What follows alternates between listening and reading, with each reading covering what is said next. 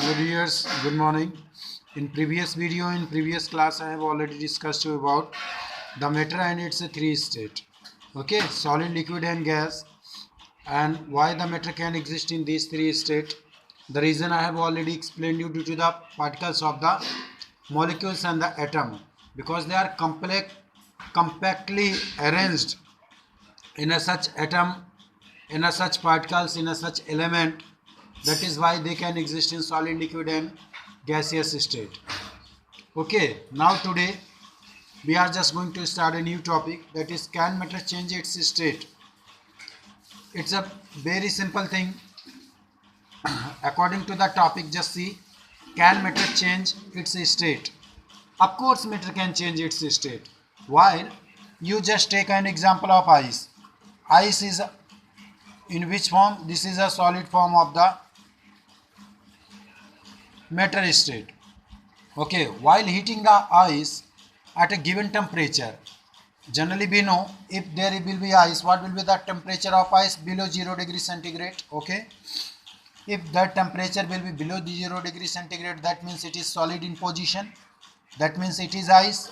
When we melt it, and make it at least already 25 degrees centigrade, ice will be converted into liquid. Ice will be converted into liquid and it become water. It will become water, and this water is called the liquid state. And while liquid, if once you will get a liquid, you again give a more heat to this, at least 100 degrees centigrade, and this water start boiling and change into water vapors. So these water vapors are the gaseous state of the matter. So matter can be exist in three form, generally solid, liquid, gas, and apart from this the several other form, plasma and steam form, but they do not so meaningful here. Only three things is that, remember, if we supply the heat or amount of heat to the given matters, it will be change its state ultimately. Again, if you want to solidify the gaseous molecules, you have to higher the pressure, low the temperature, it will start changing into liquid. Good example is LPG gas. The cylinder that you are using at your home, that is already pressurized and make that gaseous into the liquid form. Understood? Again that liquid, if we will again lose the temperature, decrease the temperature, it will change into the solid form again. That means matter can change its position and state always. Understood? Why it is so? Actually, in the solid form, when there is a ice, when we are given the temperature to it, the kinetic energy of these molecules increases. Okay, and once the kinetic energy of these molecules increases, the particles will be coming into moving form, and once the particles will coming into moving form, ultimately the position of the particle and state of the particles will change. Is it clear? Okay, so now due to this kinetic energy, the particles will always change. What is the formula of kinetic energy? Ke equal to half mv square. Ke means kinetic energy, half m is mass of object, v is velocity of light, that is always 3 into 10 to the power 8 meter per second in air. Okay, so remember, given the kinetic heat to the particles, and the particles will change its state. Is it? Okay, I hope so this topic is clear to you. Now come to the next topic, effect of change of pressure.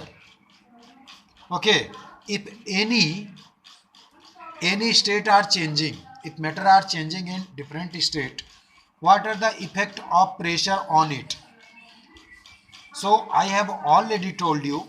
देखो बेटा, बहुत simple सी बात है, जो solid के particles होते हैं बहुत डेंस होते हैं, ठीक है, तो इनको अगर जो हम टेम्परेचर देंगे तभी ये पार्टिकल लूज होंगे और ये मॉलिक्यूल्स या एटम्स किस में आएंगे? काइनेटिक एनर्जी शो करेंगे और पार्टिकल्स मूविंग करने लगेंगे.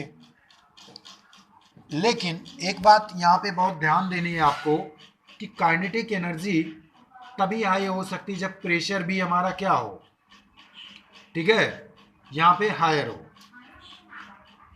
ठीक, हम टेम्परेचर को हायर करके काइनेटिक एनर्जी को तो हायर कर सकते हैं, ठीक है। तो किसी भी गैस है, जैसे गैस है कोई भी चीज़ हो, एक गैसियस पार्टिकल्स है, CO2 ले लो, ये कुछ भी ले लो, कोई भी गैस ले लो, अगर जो इसको हम प्रेशराइज करेंगे, ठीक है, if we will give you the more pressure to these gas particles will be collide each others, इनके पार्टिकल्स क्या होंगे, एक दूसरे को कोलाइड करेंगे। और पहले तो गैसेस के पार्टिकल बहुत दूर दूर में होंगे, ऐसे बहुत दूर दूर, लेकिन जब हम प्रेशर देंगे तो इनके पार्टिकल्स क्या होंगे, कम क्लोजर, ठीक है, इनके पार्टिकल्स क्या होंगे, कम क्लोजर। प्रेशर दे रहे हैं हम लोग इनको, ठीक है, तो पार्टिकल्स मूविंग में नहीं आएंगे, टेम्परेचर तो दे नहीं रहे हैं, प्रेशर दे रहे हैं। तो प्रेशर देने से क्या होगा, पार्टिकल्स कम क्लोजर आएंगे, और टेम्परेचर देने से क्या होगा, पार्टिकल्स थोड़ा अपार्ट होते हैं। दोनों में यही डिफरेंस है, बहुत ध्यान से जान लो। प्रेशर देने से पार्टिकल्स कम क्लोजर आते हैं, और टेम्परेचर देने से पार्टिकल्स थोड़ा दूर भागते हैं, उनके अंदर काइनेटिक एनर्जी प्रोड्यूस होती है जिससे पार्टिकल्स मूव करते हैं, ठीक है।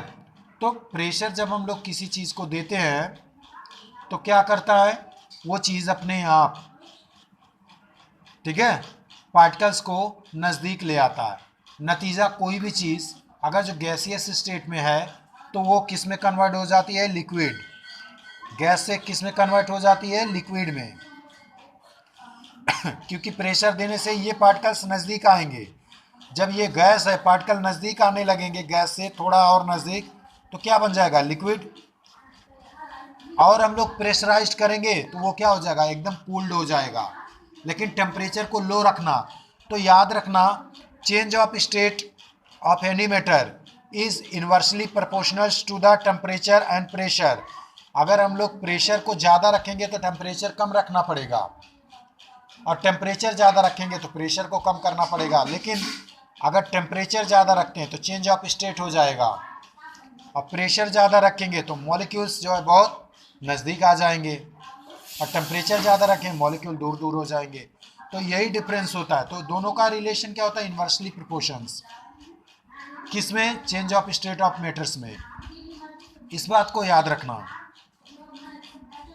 ठीक है। अब इससे ज़्यादा और कुछ नहीं है 9th में आप लोगों को जानने के लिए, बस इतना चीज़ जानो, converter of temperature and pressure. हम लोग जानते हैं, एक फार्मूला आप पढ़े हो, F इक्वल टू क्या होता है, या टेम्परेचर से जब हम लोग, जैसे कोई भी गिवन सिंपल से एग्जांपल देता हूँ, 37 डिग्री सेंटीग्रेड है, इसको आप केल्विन में कन्वर्ट करना चाहते हो, किसमें, केल्विन में, तो इसमें 273 डिग्री ऐड कर दोगे तो ये किस में ऐड हो जाएगा, केल्विन में।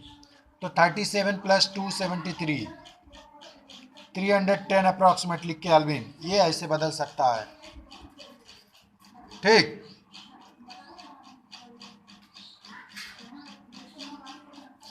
और टेम्परेचर कोई चीज़ इसमें दिया है, उसको हमको इतना C इक्वल टू क्या होता है, 5/9 into F-32।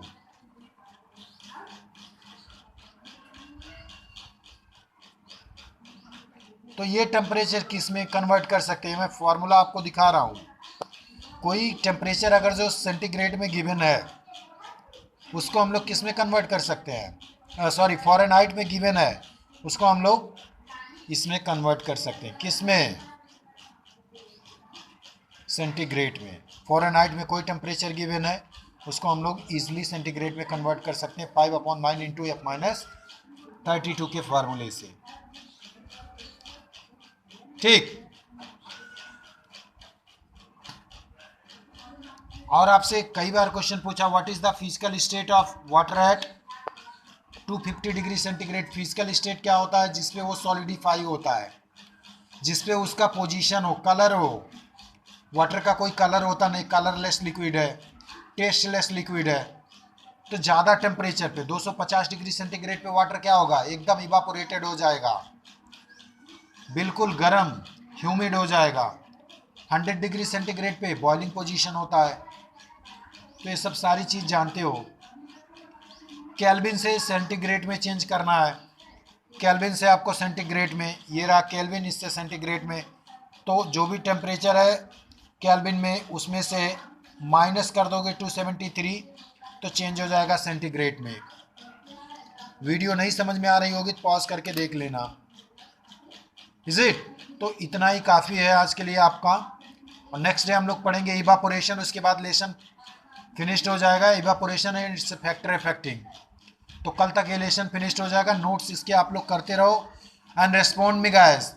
If lesson is not understanding you, any factor is not understanding, you can put your question and send it to me and give me a response of every lecture. Understood? Thank you, and complete the exercise at your pair copy. Okay guys? Okay, bye. Till then, have a nice day.